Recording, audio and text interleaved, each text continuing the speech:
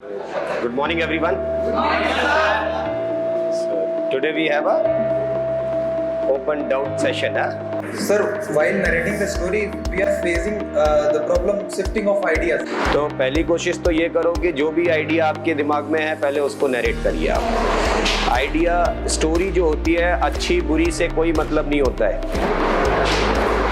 ठीक। Let your story be a simple story. It is always considered how you narrate your story. And narration means to make others understand what your idea was, what your story was. How the entries could be different from, like I'm going for CDS and FCAT and NCC for the same time. Ability क्या होती है, 3-4 चीजों के ऊपर depend करती है। How old this youngster is, what is his age, what is his education, what is his social status, what is his economical status, and above all what is his IQ level. ये 4-5 चीजों के ऊपर किसी को training दे करके बदलाव कितना लाया जा सकता है वो तय किया जाएगा। I am unable to maintain a smiley face and looking tensed about the SSB. So how to maintain the calm and smiley face? क्या है, बहुत सारे लोग बोलते हैं एसएसबी बहुत टफ चीज़ है। एसएसबी से आसान कुछ भी नहीं है। रादर देखो क्या है कि जितने लोगों ने कहा एसएसबी बहुत टफ है वो सब वही लोग हैं जो खुद रिकमेंड नहीं हुए। Good morning everyone. Today we have a open doubt session. चलो, whatever doubt you people are having, you can ask me one by one, and I will try to reply all of them to the best of my knowledge. Right? So, anyone who wants to ask a question to me? Sir, while narrating the story, we are facing the problem shifting of ideas. You have a problem of multiple ideas, like generating multiple ideas.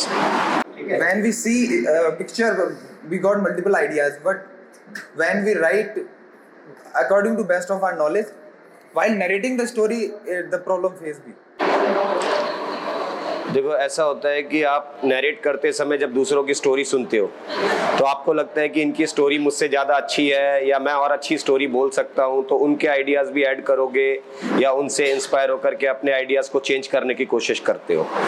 अब देखो बेटा, होता क्या है कि आदत अगर आपके अंदर अभी से आने लग गई तो it will reflect on your factor 4 determination, ठीक है। अब ये जो है ना, यू रिमेन्स लेस डिटरमाइंड, ठीक। तो पहली कोशिश तो ये करो कि जो भी आइडिया आपके दिमाग में है पहले उसको नरेट करिए आप। आइडिया स्टोरी जो होती है अच्छी बुरी से कोई मतलब नहीं होता है, ठीक। Let your story be a simple story. It is always considered how you narrate your story. And narration means to make others understand what your idea was, what your story was. दूसरों को अपनी story अच्छे ढंग से आप समझा पाएं, ठीक है।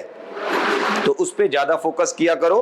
जो भी आपके दिमाग में आइडिया है उसको बीच में शिफ्ट ना करें आप। Sir, like many of us here are for different entries, like for CDS, FCAT, NCC, ACC, CW, and all other activities. Sir, I want to ask one question, like how the entries could be different for, like I'm going for CDS and FCAT and NCC for the same time.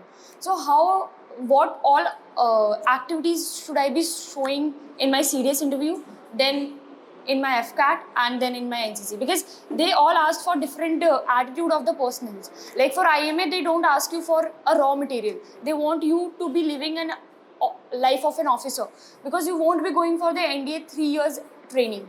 So, but this is not the same for IMA people. They have to act like an officer before going over there. So, and for what is the criteria for OTA, FCAT and NCC, sir? Okay, criteria remains same for all entries, ठीक है, because it is always test of your behavior, your personality, how much this candidate is suitable for armed forces at present. Now the difference lies between entry to entry is the scope of training available in any youngster. So younger you are, training के साथ उसको सही किया जा सकता है, उतनी ज्यादा ट्रेनेबिलिटी आपके अंदर अवेलेबल होगी, ठीक है। जिसकी देखो ट्रेनेबिलिटी क्या होती है, 3-4 चीजों के ऊपर डिपेंड करती है। how old this youngster is, what is his age, what is his education, what is his social status, what is his economical status, and above all what is his IQ level. ये 4-5 चीज़ों के ऊपर किसी को training दे करके बदलाव कितना लाया जा सकता है वो तय किया जाएगा. ठीक है. इट इज लाइक SSB में क्या देखा जाता है बेटा, योर प्रेजेंट परफॉर्मेंस एंड उसके बाद it will be supplemented with trainability, scope of training available in any youngster, और इन दोनों को मिला करके फिर बनता है प्रोडक्टिव लेवल. तो जो बेसिस होता है सिलेक्शन का दैट इज प्रोडक्टिव लेवल. ठीक है. आप नहीं बदल जाएंगे कहीं भी, किसी भी एंट्री में. आप CDS एंट्री से जाएं, आप FCAT एंट्री से जाएं, इंडिविजुअल तो बदल नहीं सकता है कभी भी. तो ही रिमेन सेम. बट अब सर्विस सिलेक्शन बोर्ड को ये देखना होता है कि इस एंट्री के आधार पर ये कितना, एंट्री से मतलब नहीं है, मतलब ये आता है कि आप कितने सुटेबल हो कैंडिडेट के तौर पर. अब आप CDS के थ्रू जा रहे हैं, OTA में 11 मंथ्स की ट्रेनिंग है and you are quite mature. ठीक है. आपकी एज भी ज्यादा हो गई है, एजुकेशन भी ज्यादा हो गई है, तो फिर ट्रेनिंग आपकी उतनी कम, ट्रेनेबिलिटी कम हो गई आपकी in comparison of a 12th class studying student. ठीक है. ये थोड़ा सा फर्क आएगा. बाकी असेसमेंट के दौरान आपके बिहेवियर से कोई बदलाव मत लाइए, जैसे आप हैं वैसे ही रहिए. ठीक है. Thank you sir. Sir, when I narrate my story, then my confidence level is low down. Why, sir? Your confidence is low because of your poor command over language. ठीक है.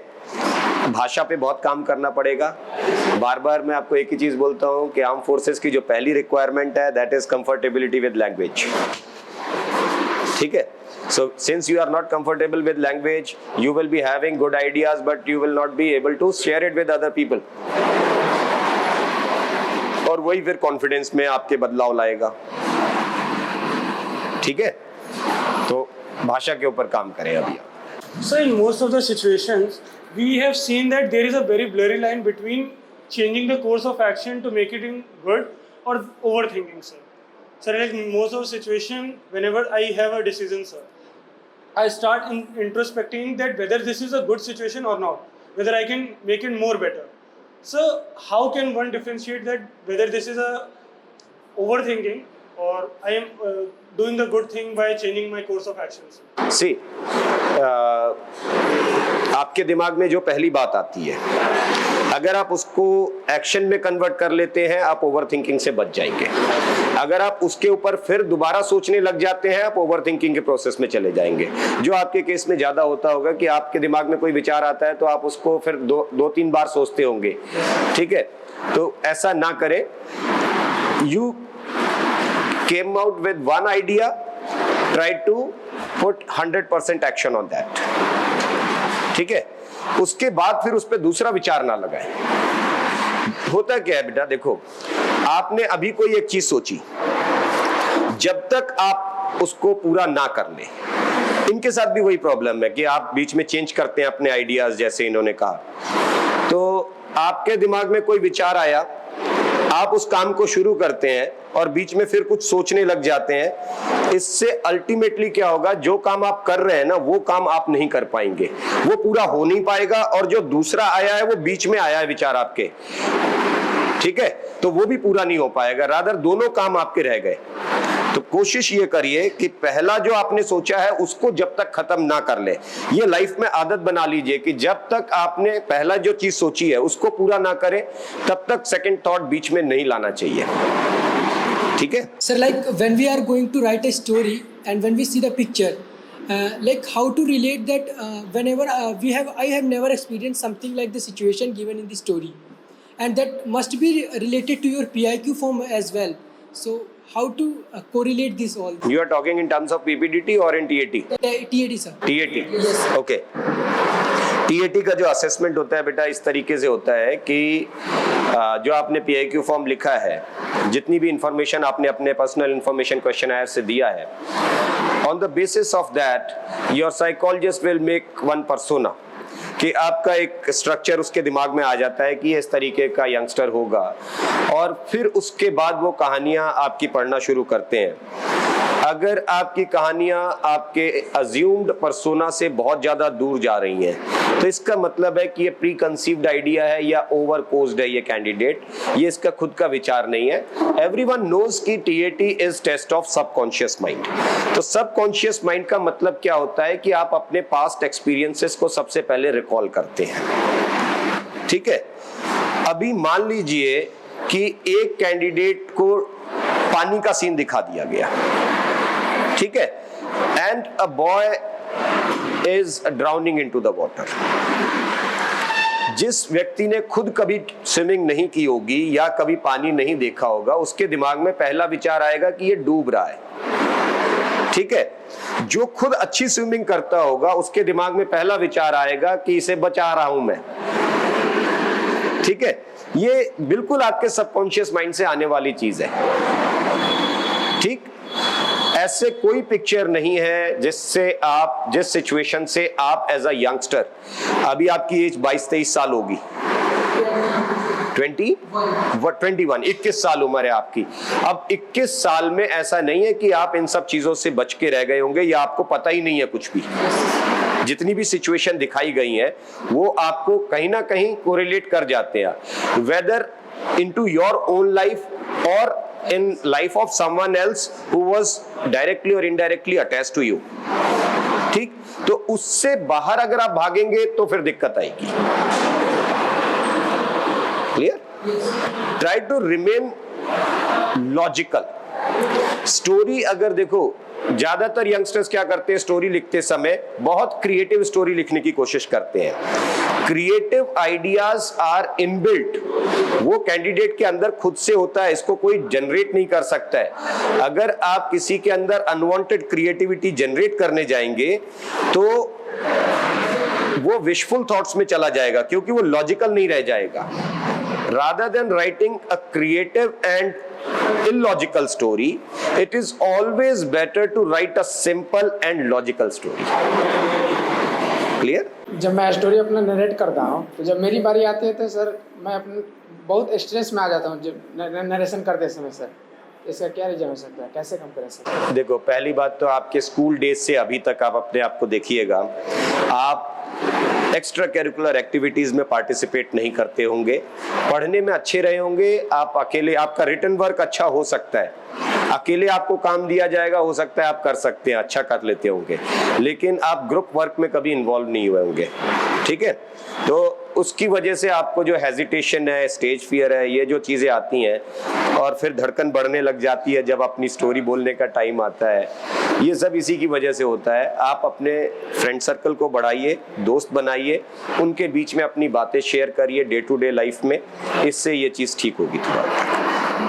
ठीक है, जैसे सर मैं स्टोरी लिखता हूँ तो उस टाइम जो है क्लास 12 तक या फार्मिंग, कंपनी, एनजीओ, मतलब इसी के आसपास में रह जाता हूँ और एक्स्ट्रा नहीं सोच पाता हूँ। और जो कोई बच्चा बोल रहा होता नरेशन तो सोचता हूँ अच्छा ऐसा भी हो सकता है, तो फिर मुझे चेंज करना पड़ता है और वैसा में ऐसे किसी को फिर वैसा में मिला करके बोलना होता है। जी, आपके पास जो प्रॉब्लम है बेटा, that is you are lacking imaginations in life. Imagine नहीं करते हो चीज़ों को आप।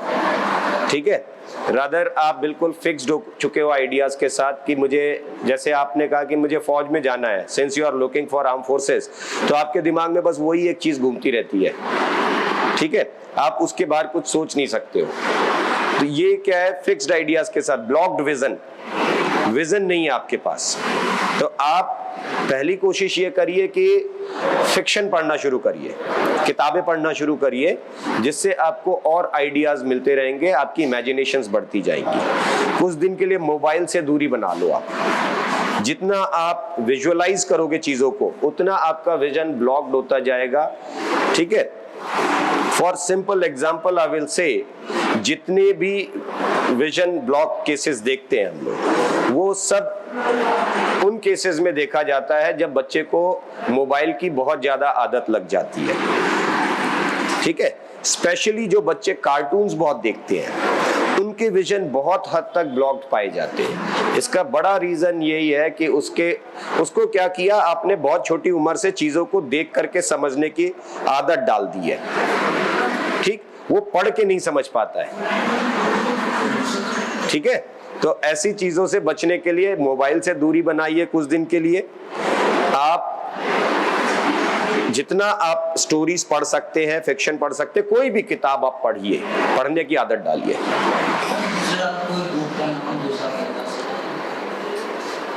कोई बुक का मैं एक बुक बताऊंगा तो क्या उससे आपका विजन खुल जाएगा? मैं आपसे कह रहा हूं किताबें पढ़ो और अपने अंदर आप चीजें देखिए। Go and take any simple book. अभी आपको मैं किताब सजेस्ट करूंगा, हो सकता है उसकी भाषा आपको ना समझ में आए, आप उल्टा डर जाएंगे।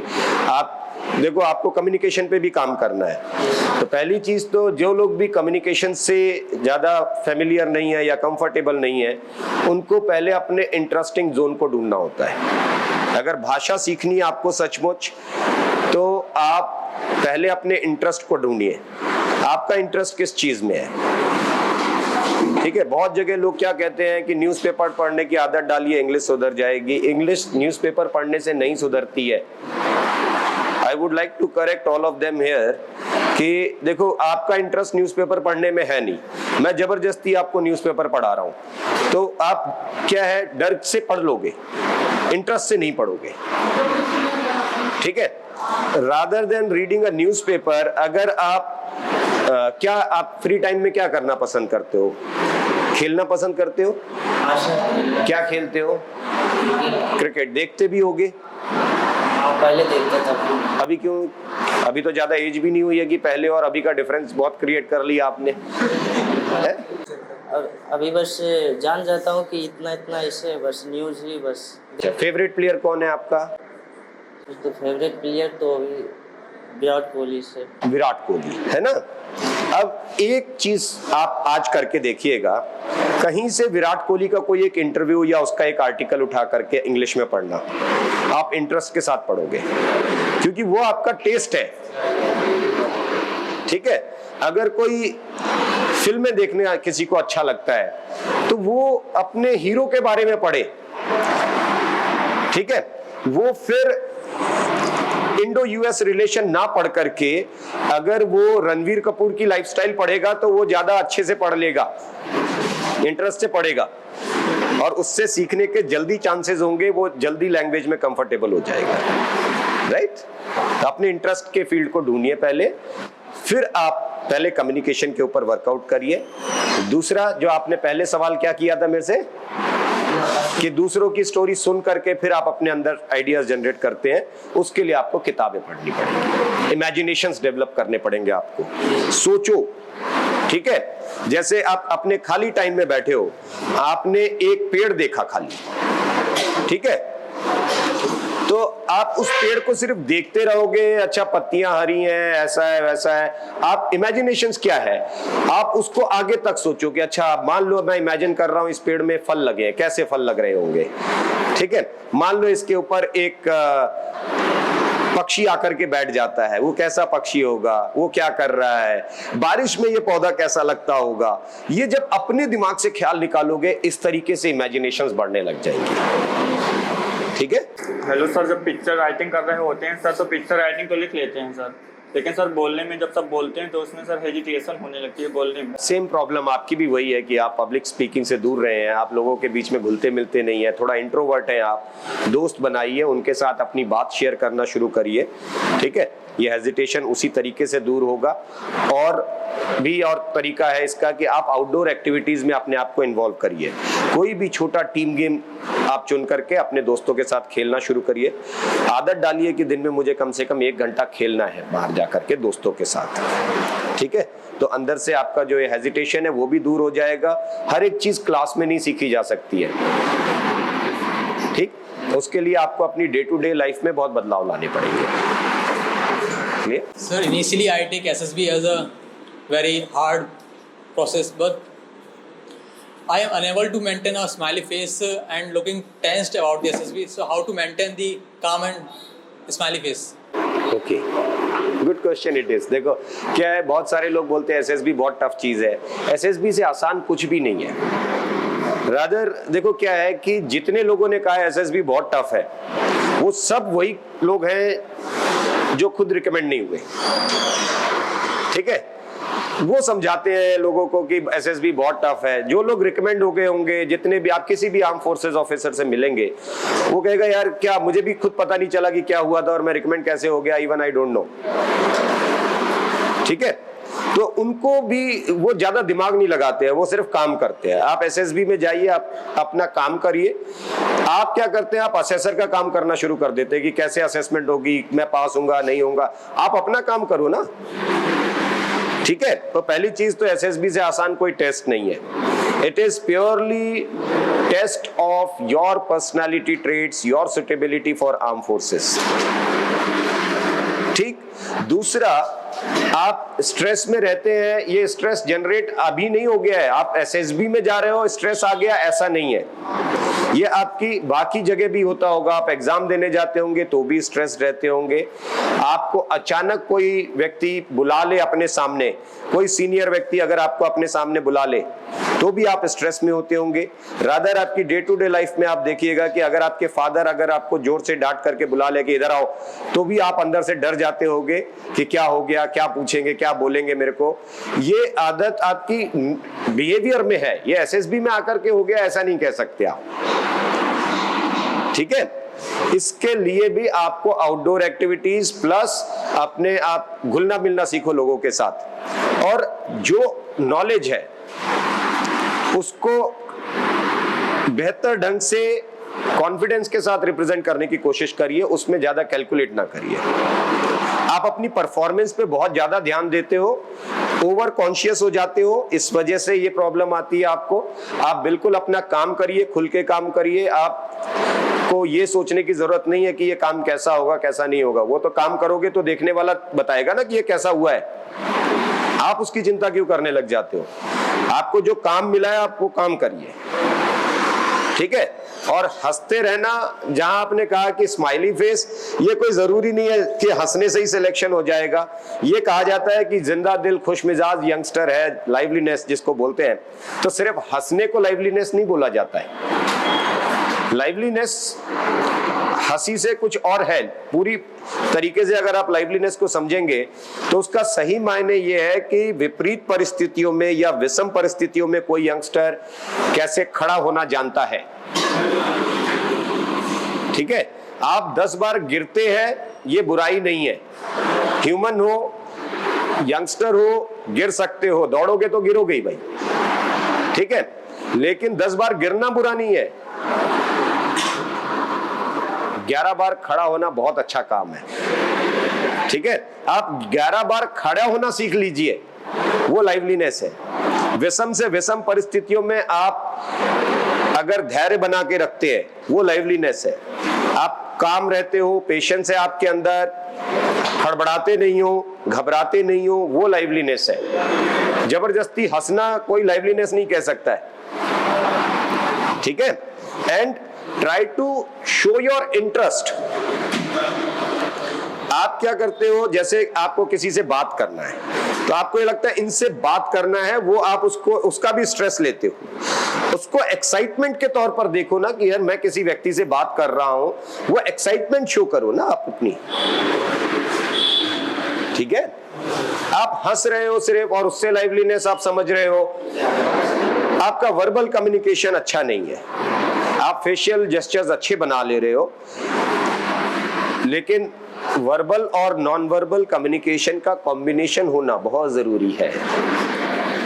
2 यंगस्टर मानो बेटा, एक जो बहुत अच्छी इंग्लिश बोल रहा है मगर शारीरिक भाषा से डरा हुआ है, उसका नॉन वर्बल कम्युनिकेशन अच्छा नहीं है, वो भी अच्छा कैंडिडेट नहीं माना जाएगा। एक कैंडिडेट शारीरिक भाषा से बहुत अच्छा है, जोश बहुत है, एक्साइटमेंट बहुत है, वर्बल कम्युनिकेशन स्किल अच्छी नहीं है, वो भी उतना ही सुटेबल नहीं है। तो this is a combination of verbal and non verbal communication skill. Clear? Sir, while in a discussion in a group, sometimes I feel that overconfidence that I'm the best. How to improve this? ऐसा क्यों लगता है आपको? Sometimes I feel like that. अब देखो क्या है, इनके बिहेवियर से क्या समझ में आता है, आपके जो दोस्त हैं, आपका जो फ्रेंड सर्कल है, ठीक है, आप एक तो आपके दोस्त बहुत ज्यादा है, ठीक है, और आप अपने फ्रेंड सर्कल का पॉइंट ऑफ अट्रैक्शन बने रहते हो हमेशा, ठीक है, right from your neighbourhood to your school, college, whatever it is, आप हर जगह दोस्त बनाते हो, बड़ी जल्दी दोस्त बना लेते हो और हमेशा दोस्तों के पॉइंट ऑफ अट्रैक्शन बने रहते हो। आपके दोस्त आप पे बहुत ज्यादा रिलाई करते हैं, जिसके चलते धीरे धीरे आपके अंदर वो फीलिंग डेवलप होती गई। वो एक दिन में नहीं आई है, वो कई सालों में डेवलप हुई है कि I am the best, I am point of attraction for everyone. तो वही जब आप ग्रुप डिस्कशन में बैठते हो तो वही फीलिंग आ जाती है आपके अंदर, और फिर आप दूसरों को देखो क्या होता है डिस्कशन में जब बैठे, it is not one man work, it is a group work, right. और क्या कहा जाता है, besides being a good speaker you need to be a keen listener first. एक अच्छा वक्ता होने से पहले एक अच्छा श्रोता होना बहुत बड़ा गुण है, तो पहले सुनना सीखो। अब इस चीज से अगर आपको बाहर आना है तो आपको एक दूसरी प्रैक्टिस करनी पड़ेगी। What I will suggest you कि आप जितने दोस्त, जो भी दोस्त है, आज से कोशिश करो उन सबको ध्यान से सुना करो बैठ करके, और खुद कुछ नहीं बोलना है, अपने ऊपर कंट्रोल करो कि मैं कुछ नहीं बोलूंगा, मैं इनकी बात सुनूंगा और I will understand what they want to say. I would like to understand their feelings कि ये मुझसे क्या कहना चाह रहे हैं, ये मुझसे क्या शेयर करना चाहते हैं। कोई आउटडोर गेम खेलते हो बेटा? क्या गेम खेलते हो? सर अभी यहाँ आए तो गेम सारे छूट गए सर। वैसे क्रिकेट, कबड्डी, खो खो और फुटबॉल वगैरह खेलते हो? फुटबॉल थोड़ा कम खेलते हो? Yes sir. अगर आप देखो क्या है, आप एक आदत डाल लो अपने अंदर, जैसे फुटबॉल अगर आप खेल रहे हैं तो बॉल जब गोल के पास तक ले जाया करो ना, तब भले आपको ना गोल मारने का पूरा चांस मिल रहा है, आप खुद से गोल मत मारिए, आप पास दीजिए अपने किसी भी टीममेट को। आप पास करने की आदत सीख लो, ठीक है, कि आप यहां से लास्ट गोल पोस्ट तक ले गए और जाकर के लास्ट में आपने अपने किसी टीममेट को पास कर दिया कि मैं नहीं मारूंगा गोल, ठीक है। तो ये फीलिंग धीरे धीरे वहां से कम होगी। प्लस जो आप दोस्तों में डे टू डे लाइफ में बात करेंगे, आप 4-5 लोगों के साथ बैठे, आप 4-5 लोगों की बात सुनिए और उनकी फीलिंग्स को समझने की कोशिश करिए, खुद कुछ मत बोलिए, ठीक है। ये 2 काम करोगे तो इस चीज से बाहर निकलोगे आप, ठीक। Good morning, sir. As during the narrating our story, sir, I feel like yes, I have done good. But during the group discussion, I felt like there is no such effectiveness I have done during the group discussion. Sir, how can I improve this? क्या आप कहना चाहते हैं कि आप ज्यादा बोलना चाहेंगे ग्रुप डिस्कशन में? मतलब लाइक जब शुरू में होता है तो इफेक्टिवनेस सही होता है, बट ड्यूरिंग द बीच में होता है कि स्टोरी जो ग्रुप बना रहा है ना, तो थोड़ा कभी लगता है इलॉजिकल वे में जा रहा है, ऐसा लगता है। और फिर हम मतलब जो हमारा इंटेंशन होता है वो अचानक से रुक जाता है, यार स्टोरी जा कहाँ रहा है, फिर उसी में सोचने में चला जाता है। नहीं, सोचना नहीं है, बार बार वही तो बात कर रहे हैं हम लोग के। देखो आप सोचने क्यों लग जाते हो इतना ज्यादा? मतलब सर जैसे कि स्टोरी नरेट हुआ, ग्रुप डिस्कशन भी सही चल रहा है शुरू में, लेकिन बीच में ये होता है कि 2-4 जो ग्रुप होते हैं, 2-4 लड़के, वो इलॉजिकल वे, मतलब वो स्टोरी लग नहीं रहा है कि वैसा है, इलॉजिकल वे में जाया जा रहा है। तब लगता है कि नहीं इलॉजिकल है और ये थोड़ा लॉजिकल जा रहा है, तो कैसे उस समय पॉइंट आउट करें? देखो आप लॉजिकल बात करो, आप इलॉजिकल क्यों बात कर रहे हैं? आप लॉजिकल बात करिए, ठीक है। और दूसरा क्या कर रहा है, आप उस पे क्यों इतना वो जा रहे हैं आप? दूसरी चीज देखो, डिस्कशन के दौरान 2 तरीके के यंगस्टर मिलते हैं, 1 argumentative youngster, 2 is informative youngster. Argumentative youngster का उद्देश्य क्या होगा डिस्कशन में, कि सिर्फ मुझे बहस करनी है, कॉमन स्टोरी बने या ना बने उससे मेरा कोई लेना देना नहीं है। इंफॉर्मेटिव यंगस्टर क्या होगा कि वो उसका क्लियर उद्देश्य होगा कि हम सब 10-15 लोग जो बैठे हैं वो कॉमन स्टोरी बना ले जाएं, तो उसके इंटेंशंस अलग दिख रहे होंगे। कोई जरूरी नहीं है, अगर मुझे ऐसा लग रहा है कि चेस्ट नंबर 54 की बात बहुत अच्छी है, तो अगर मैं इंफॉर्मेटिव यंगस्टर हूं, मैं वाकई कॉमन स्टोरी पर जाना चाहता हूं, तो मैं इनकी पॉइंट को एप्रिशिएट करूंगा, ठीक है। और अगर मैं आर्गुमेंटेटिव यंगस्टर हूं, तो ये कोई अच्छी बात कहेंगे तो मैं ये, मेरे दिमाग में क्या चल रहा होगा कि मैं इनकी बात कैसे काटूं, मेरी बात इनसे भी अच्छी कैसे हो जाए। अरे भाई क्यों ऐसा ख्याल ला रहे हो आप अपने मन में? ओवरऑल आपके दिमाग में ये होना चाहिए कि यार हम 10-15 लोगों का एक काम है, उस काम के एक नतीजे पे पहुंचना है। अगर कुछ बातें इनकी अच्छी हैं, कुछ बातें इनकी अच्छी हैं, कुछ इनकी अच्छी हो गई, सबकी बात मिला जुला करके हम एक निष्कर्ष पे पहुंच रहे हैं, तो उससे अच्छा क्या हो सकता है ग्रुप डिस्कशन में। लेकिन हर बार मेरे दिमाग में जब ये ख्याल आएगा कि नहीं यार इनकी बात अच्छी है, इससे अच्छा मैं कर लूं, इन्होंने कोई अच्छी बात कही, मैं इनकी बात को कैसे काट दूं, तो ये मैं आर्गुमेंट में चला जा रहा हूं, मैं बहस कर रहा हूं बैठ। नहीं सर, जैसे ग्रुप डिस्कशन में होता है कि शुरू में तो अपना बात रखना ही होगा, लगभग 2 या 3 बार, कि जो भी आप नरेट किए उसको तो रखना ही है। बट तीसरे या चौथे बार में होता है कि चलो ठीक है यार ग्रुप जा रहा है इधर, तो हम भी चले जाते हैं, कोई दिक्कत नहीं है उसमें। तो ये तो अच्छी बात है, अगर ग्रुप सही दिशा पे जा रहा है उसके साथ मिलकर के चलने में क्या फायदा, बुराई है कोई? वो तो हुआ, वही आगे बता रहे हैं, वो हो गया।